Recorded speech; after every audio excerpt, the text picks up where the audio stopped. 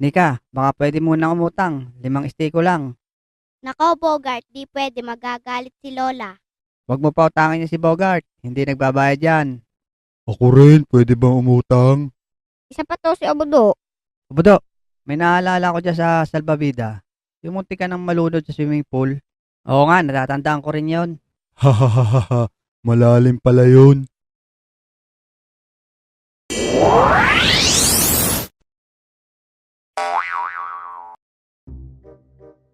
Abudo, ayaw muna ni Bogart na mag-swimming.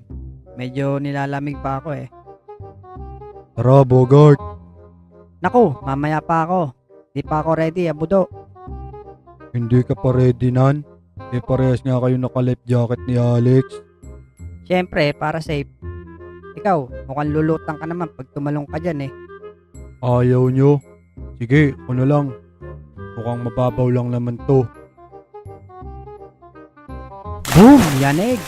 Akala ko, mauubos ng laman ng swimming pool. Malalim pala. Tulong! Nalulunod ako.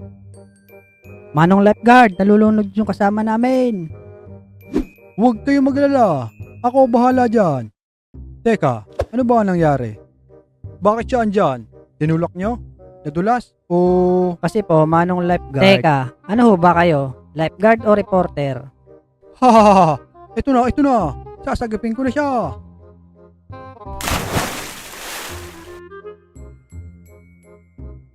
Ayan na sila. Nakaw, lumubog ulit. Oh, Manong, bakit nyo iniwan yung kasama namin? Naku mga bata, hindi ko kaya sagipin. Ako ata malulunod sa sobrang bigat niya. Muntik pa nga malunod din yung lifeguard dun ah.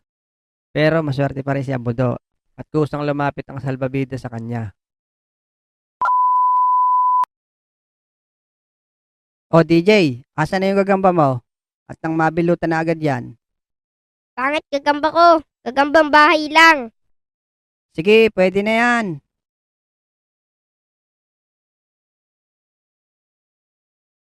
Aba, bahay nga talaga yan. A few moments later. Ano ba yan? Ang boring naman ng mga gagamba nyo. Ang tagal maglaban. Hindi ko alam kung anong pumasok sa isipan ko at sumakay ako sa likod ng sasakyan.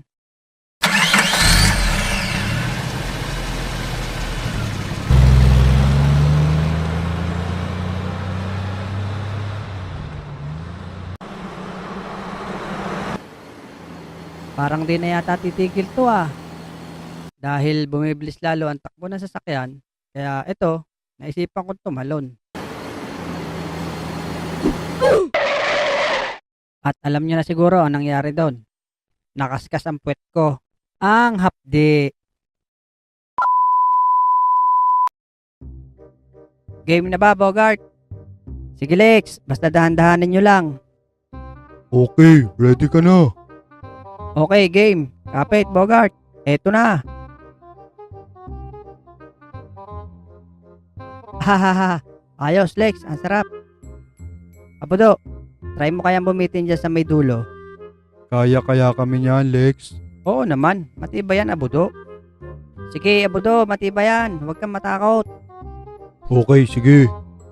Hilahin natin, Abudo. Tapos bumitin ka sa dulo. Bilis, talon, Abudo. At yun na nga. Biglang naputol ang puno. At tumalsik ng malayo si Bogart. Nakaw, tumalsik si Bogart.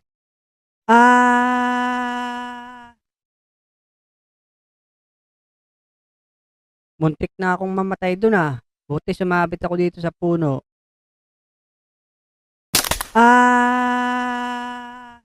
Naku, ang malas naman ni Bogart. Nalaglag pa. Kayo, meron ba kayong near-death experience? Comment nyo lang dyan sa ibaba. At babasahin ko isa-isa yan. At syempre, hindi mawawala ang shoutout.